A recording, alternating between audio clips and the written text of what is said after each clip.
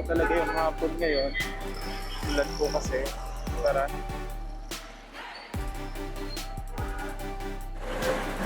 Diba?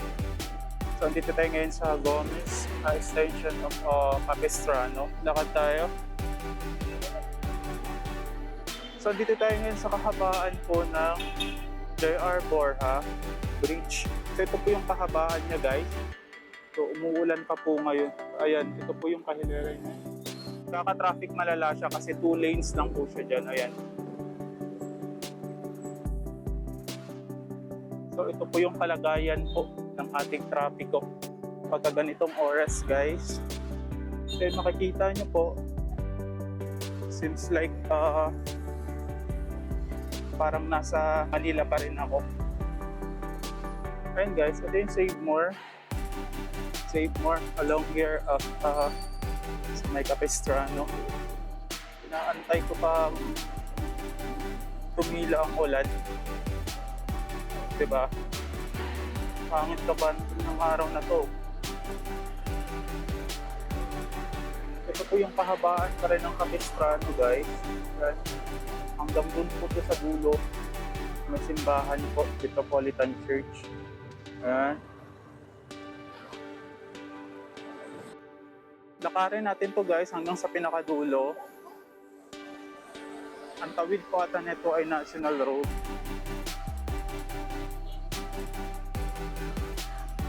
Ang kagandahan lang kasi, guys, pagka nag-i-strolling ka pagka ganitong oras or like pagka ganitong panahon. So, maganda siya, gawa ng hindi ka papapawisan ng todo. So, malamig kasi. Yan, guys. So, andito na po tayo banda sa may, actually, kahabaan pa rin siya ng Capistrano. Ito naman ang Cosmopolitan pala, Chapel. Tara, lalakad pa rin tayo, guys, sa kahabaan ng Capistrano.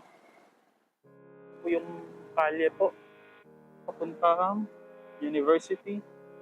Ayan.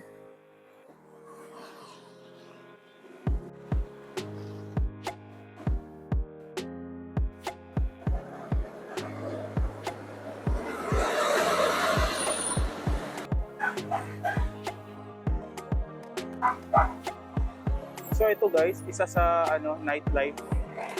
Ayan, ayan yung na yan, building na yan. Ghost house. Hanggang dun sa kabila. Sayang.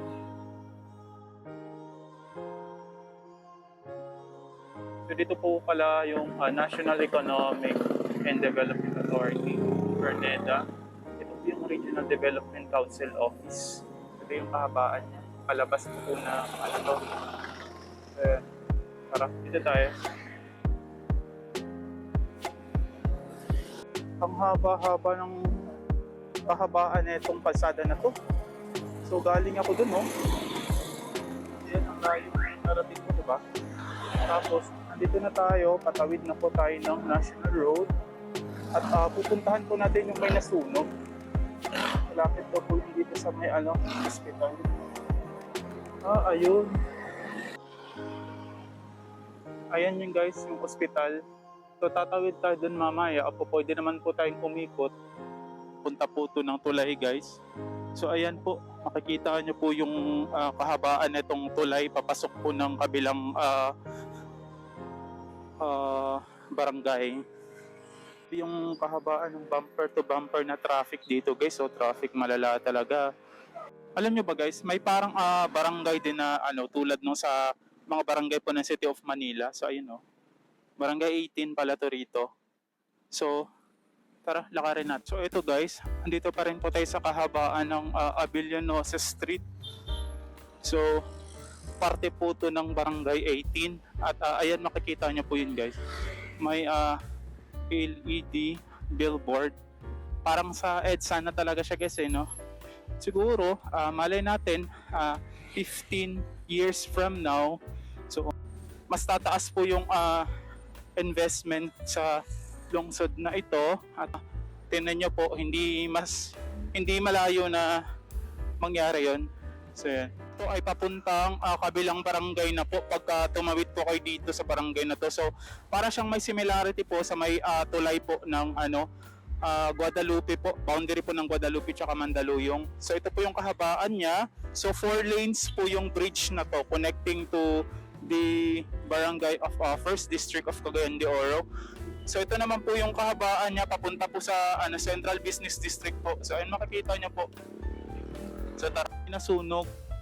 So dito, iikot po tayo rito guys. Ayan, makikita niyo yan. So ito po yung vicinity map from Cagayan de Oro Port po is 240 kilometers.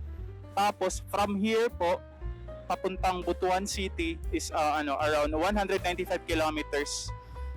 So ayan, yun yung niya. Dito tayo ngayon sa kahabaan po ng Veles connecting to National Road. Actually guys, ito po yung National Road na sinasabi ko. Ayan yung kahabaan na yan. Yung lugar na may nasunog. At sa makikita nyo po, may mga tao pa rin hanggang ngayon. Ko alam kung ano pong mga establishment po ang makikita nyo kung hindi pa po nasusunog to. So ayan. So sa likod po siya ng FICO o cooperative. So ayan makikita nyo po.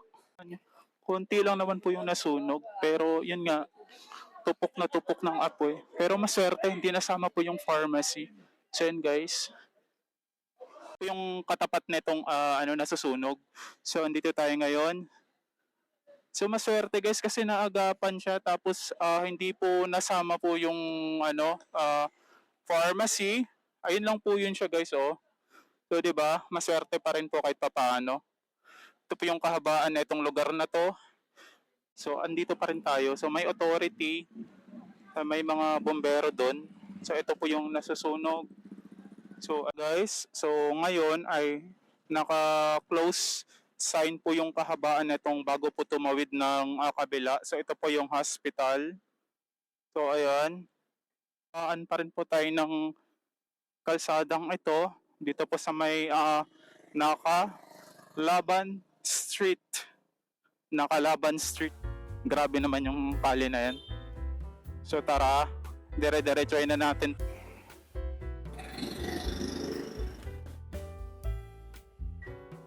Ito po yung kahabaan po ng Barangay 20. Ayan. Ito po, andito tayo sa kahabaan po ng Veles. National Road na to siya guys. So ito po yung kahabaan nito papunta pong National Road. Ayan. So yun guys, 'di ba? Para kang nasa kahabaan ng Sukat Road. Dr. Santos Avenue sa may Parañaque. So ayan, hanggang dun yan sa pinakadulo na ito guys. So mula po sa City Street, papasok po dito sa National Road na to. So tara. Pagka naglalakad ako dito guys, parang imagine ko na lang na nasa ako kahabaan ko ng Dr. Santos Avenue. Diba? Kasi tingnan mo naman yung traffic, kahabaan ng traffic na yan. Anong National Road na to. So, kita mo yung intersection na yan. Ayun si Kuya, yung nag-a-administer ng traffic. Hindi na natutuwa. Kasi ito po yung tawiran. Papunta po sa kabilang barangay. Tara. Kahabaan po papuntang Port of Cagayan de Oro. So ayan, tawiran. Yung flyover. Tara.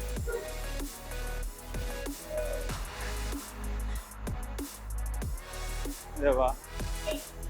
Alam nyo guys, pagka nakakakita ako ng ganyan, naalala ko pagka nauwi ako papuntang Parañaque sa may Sukat. Ganyan kasi sinasakyan ko. So nagulat ako may ganyan. May ganyan dito.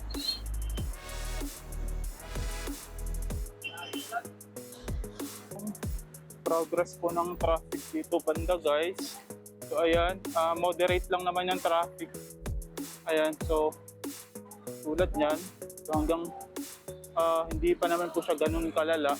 Pero dun talaga sa kabila, malala. Lalo dito guys, ito po yung mall. Diba? Malala talaga siya kasi national road to. Diba? Di bali ilang lanes? 1, 2, 3, 4. So 8 lanes, hindi pa po kasama yung emergency lane. Ayan, ito po yung emergency. Pero ang nag-i-stay po dyan guys is yung parang may nagbababa, unloading tsaka loading tsaka unloading area. So tara guys. Ano, lakas talaga ng tama. Pero what's up? So, after ilang days, nakabalik din ako literally dito sa strolling pa lang po tayo. Pagod na si Kuya, oh. Pagod na si Kuya. Ganda. So I feel like parang ako nasa Greenbelt.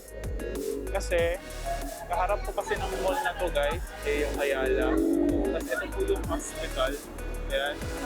So, tara. Wala nang area of pedestrian. Ayan. Ito tayo traffic malala. Kasi connecting mall po kasi siya. So ayan, tingnan nyo naman, makikita nyo po ang kahabaan ng kalsada na to. So ganito siya ka-traffic malala.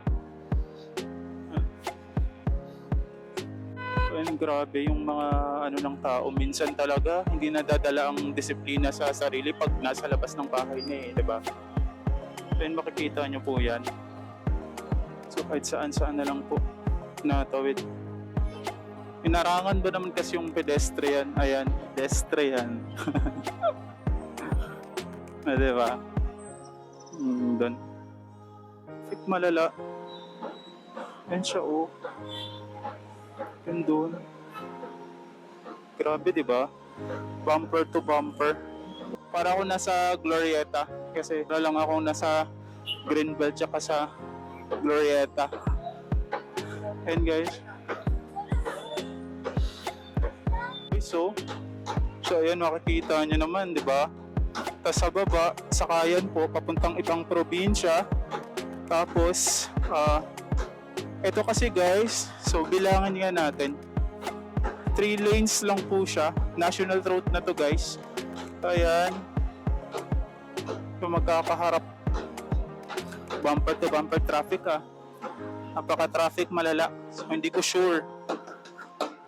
Papuntang kabilang city po, palabas po ng eastern part of Cagayan de Oro. So, di ba?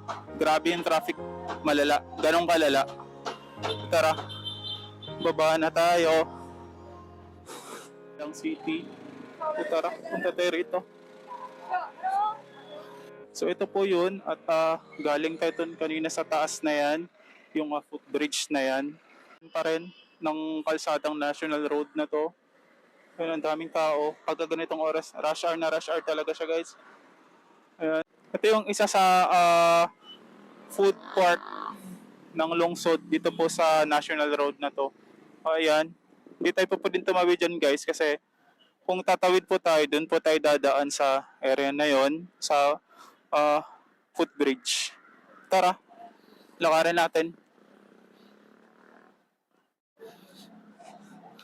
Malala talaga yung traffic dito guys. Ganong kalala ang traffic. Grabe naman kasi. May ibang mga kamote riders kasi rito guys. Hindi ko nilalahat pero may mga kamote talaga.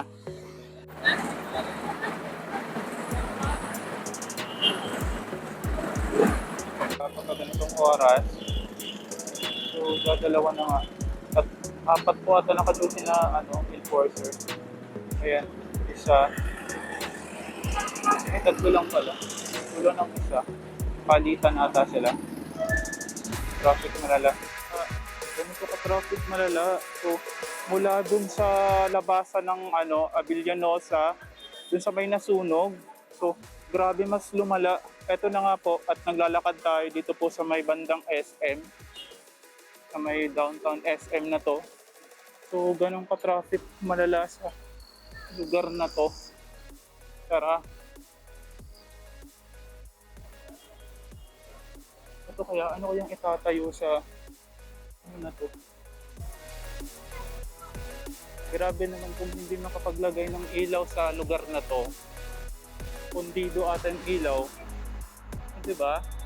Eh lalo pagka ganitong oras na baka may biglang umano sa'yo, edi itulak ka pa dyan. Tutulak ka sa ano na to, kulay. Ayan. Pagka itinula ka, yari ka. Hindi naman siguro malalim. Kaso nga lang, pagka tinula ka, tapos ka talaga. Ayun hindi man lang nilagyan ng ilaw yung area, yung part na yan, pundi. 'Di ba?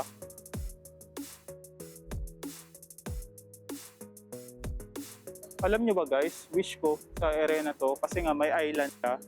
So, dapat lagyan nila ng sakura, tika cherry blossom. Magtanim po sila ng cherry blossom kasi yung cherry blossom, nagbo-bloom po yun siya pagka, mga season of dry po or depende. Hindi ko lang sure guys i-check nyo ako kung tama ako kasi hindi ko sigurado.